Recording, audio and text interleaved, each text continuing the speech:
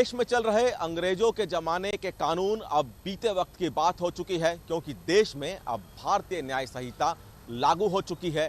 और इसी के मद्देनजर दिल्ली के सभी थानों में इस तरह के बड़े बड़े बैनर लगाए गए हैं ताकि लोगों को इस बारे में जानकारी मिल सके।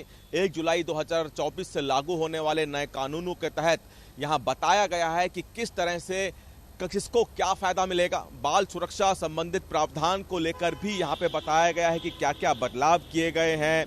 अब चूंकि भारतीय न्याय संहिता में कुल 358 धाराएं हैं, हालांकि आईपीसी में ये 511 थी, और जिन 3 नए कानूनों की बात लगातार हो रही है उसमें भारतीय नागरिक सुरक्षा संहिता, भारतीय साक्ष्य अधिनियम और भारतीय न्याय संहिता, ये कानून हैं जिसके तहत आप देख सकते हैं कि यहाँ पे हर एक बारे में लिखा गया है।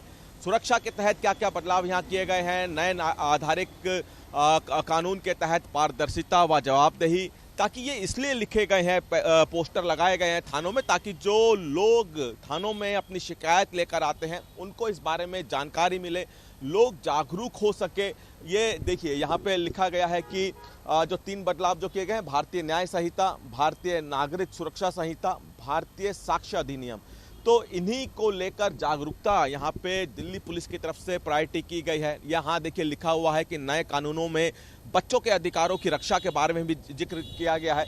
अगर हम इसको पढ़ के बताएं तो यहाँ पे लिखा गया है कि नाबालिग की खरीद फरोख्त पर अब है 14 साल तक की सजा का प्रावधान, और साथ ही साथ बच्चों से अपराध करना या आपराधिक कृत्य में शामिल करना अब होगा एक दंडनीय अपराध।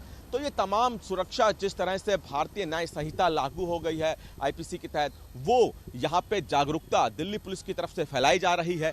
और इसी के मद्देनजर दिल्ली के तमाम थाने, ये दिल्ली का संसद मार्ग थाना है, और इसी संसद मार्ग थाने में चूंकि डीसीपी ऑफिस भी है, तो यहाँ पे इसी तरह के जो जागरूकता है यहाँ पे दिल्ली पुलिस की तरफ से भारतीय न्याय संहिता यानी कि नए कानून के प्रावधान के तहत तमाम बैनर लगाए गए हैं। लोगों को जानकारी और जागरूकता इससे मिले, ये दिल्ली पुलिस का पहला ध्येय है।